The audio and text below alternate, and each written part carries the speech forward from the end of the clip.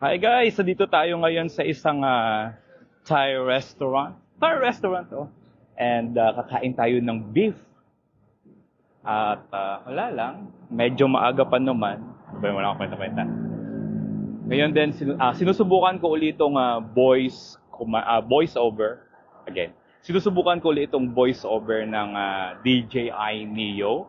And nasa manual setting tayo ngayon. Tignan natin kung hanggang saan yung marireach niya kapag ito ay pinalipad ko. Tignan natin. Let's do backward. Ayan.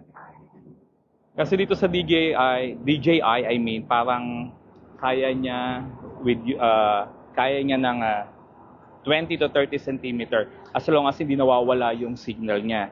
So tignan natin kung i-up naman natin siya. Ayan.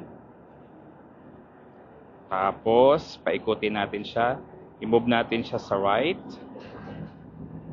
Ayan. Ito yung taas niya.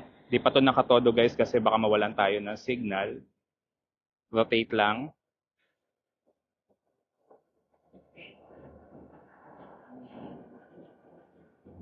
Medyo windy rin yung hangin ha. Medyo malakas. Tapos, try uli natin siyang backward.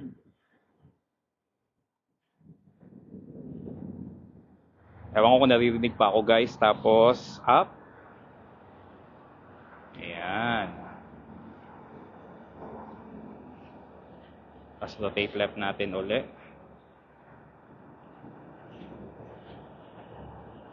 Pag may drone ka, pwede ka mag-travel alone. Yun nga lang, may mga restricted area. Kahit na may permit ka, hindi nila ina-allow dito sa Thailand. As long as hindi siya yung makaka-istorbo. So, tignan naman natin, move natin siya sa right. Okay. Sa left pala, kasi mas maraming space dito sa kaliwa. Ayan. Tapos, rotate natin uli sa kanan para makita tayo.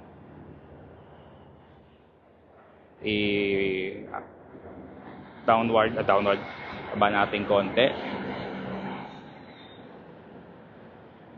So, ayan. Tapos, rotate right.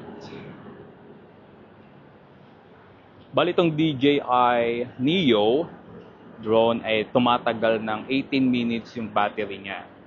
So, dapat may mga shot na din kayo na alam nyo kung saan kukunan. Tapos, i-rotate natin siya o move right. Okay. Gumagalaw naman. And left. So, ang galing lang. Tapos, forward uli natin. Ayan. Tapos, rotate right. Tapos, move right. Move left.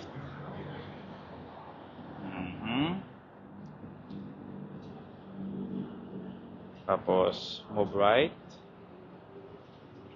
Ayan. Then,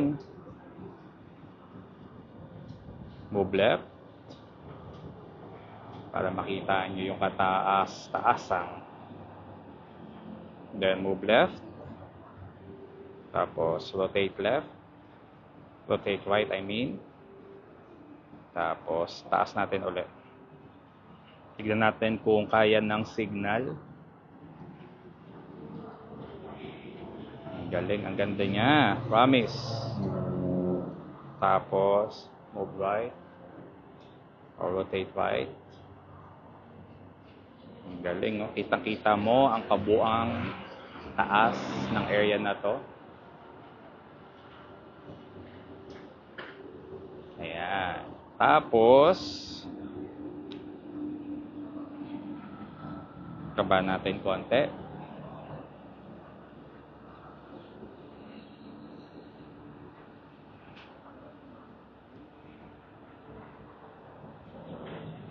Tapos, forward. Yan, pabalik na siya sa atin.